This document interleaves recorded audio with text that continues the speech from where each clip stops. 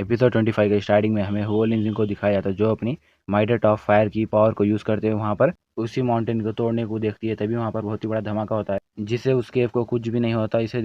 उसे देखकर whole engine बोलती है अब मैं यहाँ पर पूरी 100% पावर को यूज़ करूँगी। यू कैन बोलता है अरे थोड़ा शांत हो जाओ। तभी होल इंजन बहुत गुस्सा हो जाती है और बोलती है मुझे यहाँ पर यकीन नहीं हो रहा कि मैं यहाँ पर इस मिट्टी के वॉल को भी नहीं तोड़ सक रही। तभी वो अपनी फायर की पावर पूरी 100% उसी केव के अंदर यूज़ कर रही थी जिससे कि वहाँ पर उसके ऊपर कुछ क्रैक्स पड़ने लगते हैं। उन क्रैक्स को देखकर कैंफिंग बोलता है क्या ये सब हुआ लीजिंग कर रही है। वो मेरे इस स्पेल को ब्रेक नहीं कर सकती क्योंकि उसका कल्टीवेशन लेवल अभी तो बहुत ही कम है। और फिर वो अपनी पावर्स को राइज करता है और फिर उसी सर्किल को हवा में उठाता है और बोलता है यहाँ पर इसके अंदर इतनी शांति क्यों है। और वो उस माउंटेन सर्किल के नजदीक जाता है और बोलता है क्या वो लोग यहाँ पर उनके खुद के ही फायर से जल गए हैं। तभी उस सर्किल माउंटेन के अंदर से पर्पल लाइटिंग निकलती है। इसे देखकर कैंफे एकदम चौंक जाता है। तभी वहाँ पर उसमें से यूकैन का एक पंच निकलता है जो कि डायरेक्ट कैंफे के मुंह पर जाके लगता है और फिर कैंफे उड़ते हुए पीछे जाकर गिरने लगता है। तभी वहाँ पर उसके में से यूकैन बाहर निकलता है और फिर यूकैन बहुत ही तेज़ी के साथ उसके तरफ अपनी पावर्स को रिलीज करते हुए अपना फाइनल मूव उसके ऊपर मार देता है। वो बहुत सारे पंचेस कैंफे के बॉडी पे मार देता है और फिर वो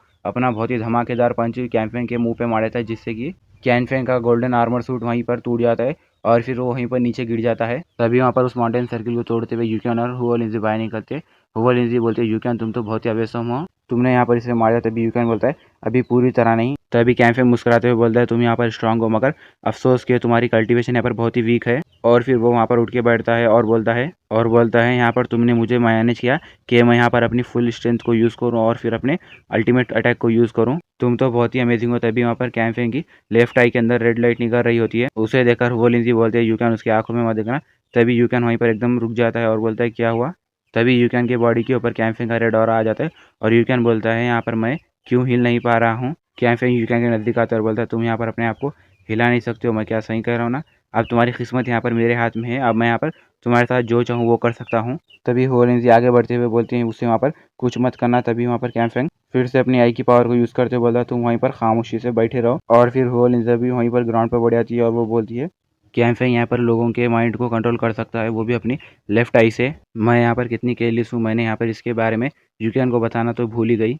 तभी कैंफेंग यूकैन के पास जाता है और हंसते हुए बोलता है तो तुम अब यहाँ पर नहीं हिल सक रहे हो, चलो अब तुम तो मुझे अपने सीक्रेट को यहाँ पर नहीं दे रहे हो तो क्यों ना खुद मैं ही तुम्हारी बॉडी के अंदर जाके तुम्हारे सीक्रेट को ले लूँ। मैं अब तुम्हारी बॉडी के अंदर जाऊँगा और फिर उस सीक्रेट को सर्च करूँगा। इतना बोलकर वो अपनी रेड आई की पावर्स को यूज़ करते हुए यूकैन की आंखों में देख के यूकैन की बॉडी के अंदर चले जाता है। और फिर वो कहता है अच्छा तो ये लड़के का माइंड है। और फिर वो आगे बढ़ता है और उम्मीद करता हूँ कि वो लड़के ने यहाँ पर अपने सीक्रेट को यहीं पर ही छुपाया होगा। जैसे वो अपने आगे देखता है तभी वहाँ पर उसे एंटाइटी ऑफ गॉडली जाइंट दिखता है। उसे देखकर वो बोलता है ये क्या है। और फिर वहाँ पर हमें एंटाइटी ऑफ गॉडली जाइंट को दिखाया जाता है जो अपनी कल्टीवेशन को करते हुए बैठ जाता है। उसे देखकर कैंफैंग बहुत खुश हो जाता है और बोलता है अच्छा तो ये वही लड़का है जिसे मैंने वहाँ पर पहले भी देखा था।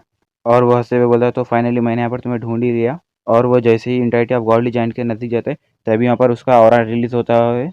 उसे देखकर कैंफैंग बोलता है जब से मैं पैदा हुआ हूँ मैंने अपनी लाइफ में पहली बार एक इतने ज़्यादा पावरफुल लड़के को देखा है जो कि अभी अपनी बहुत ही कम एज में है और इसके पास इतना ज़्यादा माना है। ये तो हमारे टीएनजी सेक्ट के सीनियर्स को भी राइवल कर सकता है। तभी कैंफैंग बोलता है अगर मैं इस लड़के की पावर को अपनी बॉडी के अंदर ट्रांसफ़र कर लूँगा तो डेफिनेटली मैं इतना स्ट्रांग हो जाऊँगा कि आने वाले वक्त में मैं नेक्स्ट टीएनजी सेक्ट मास्टर की पोजीशन को ले सकता हूँ। और वो अपना हाथ एंटाइटी ऑफ गॉडली जाइंट की तरफ आगे बढ़ाते हैं और बोलता है पहले मैं इस कमीने को यहाँ से बाहर ले लेके जाऊँगा और फिर मैं यहाँ पर इसे बाद में सब कुछ सिखाऊंगा। तभी एंटाइटी ऑफ गॉडली जाइंट अपनी आंखें खोलता है और बोलता है तुम यहाँ पर कमीने किसे कह रहे हो, तुमने मेरी यहाँ पर कल्टीवेशन को डिस्टर्ब किया, अब मैं तुम्हें यहाँ पर कभी माफ़ नहीं करूँगा। कैंफे एकदम घबरा जाता है और बोलता है अरे ये तो यहाँ पर जाग गया। एंटाइटी ऑफ गॉडली जाइंट अपनी फिंगर में थोड़ी सी पावर रिलीज करता है और बोलता है अब तुम यहाँ पर हेल में जाओ। और फिर वो उसी के साथ कैंफेंग की तरफ अटैक कर देता है जिससे कि कैंफेंग के पास वो गोल्डन लाइटनिंग जाती है। तभी वहाँ पर कैंफेंग बोलता है ये कैसे पॉसिबल है, ये यहाँ पर इतना ज़्यादा स्ट्रॉन्ग कैसे है, ये तो बहुत ही ज़्यादा स्ट्रॉन्ग पावर है। और फिर वहीं पर कैंफेंग की पूरी बॉडी डिस्ट्रॉय हो जाती है और कैंफेंग बोलता है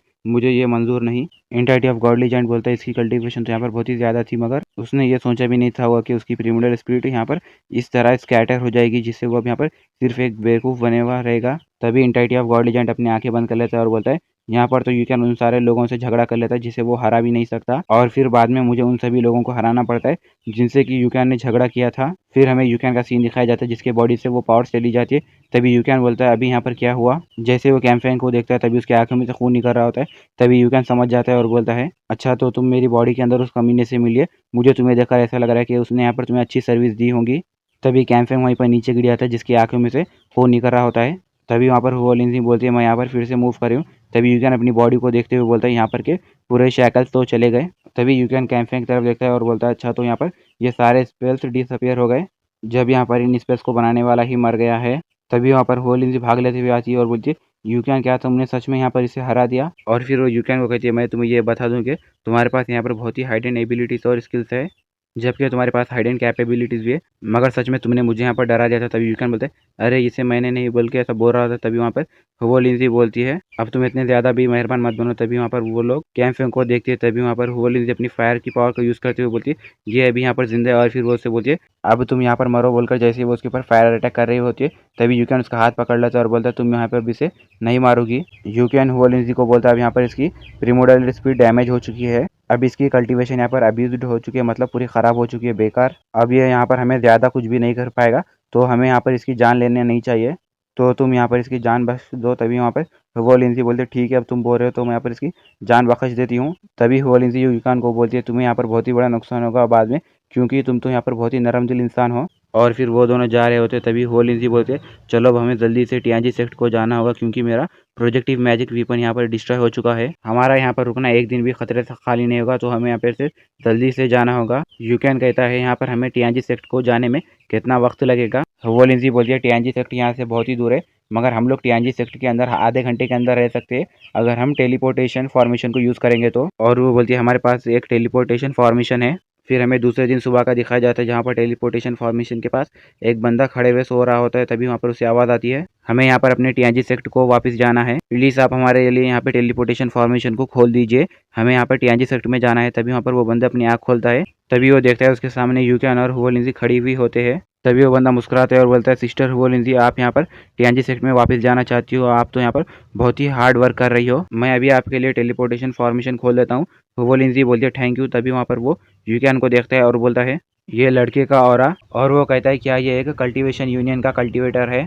तभी वो बंदा बोलता है सॉरी हम यहाँ पर ये टेलीपोर्टेशन फॉर्मेशन को नहीं खोल सकते, यहाँ पर इस सेलेस्टियल कॉन्टिनेंट के कल्टीवेटर ही इस टेलीपोर्टेशन को यूज़ कर सकते जो कि सेलेस्टियल यूनियन से है। गाइस आप लोगों को क्या लगता है क्या वो बंदा वहाँ पर उस टेलीपोर्टेशन फॉर्मेशन को खोलेगा या नहीं? हमें कमेंट सेक्शन में ज़रूर बताना। और हाँ वीडियो अच्छा लगे तो लाइक कर देना और चैनल को ज़रूर सब्सक्राइब करना।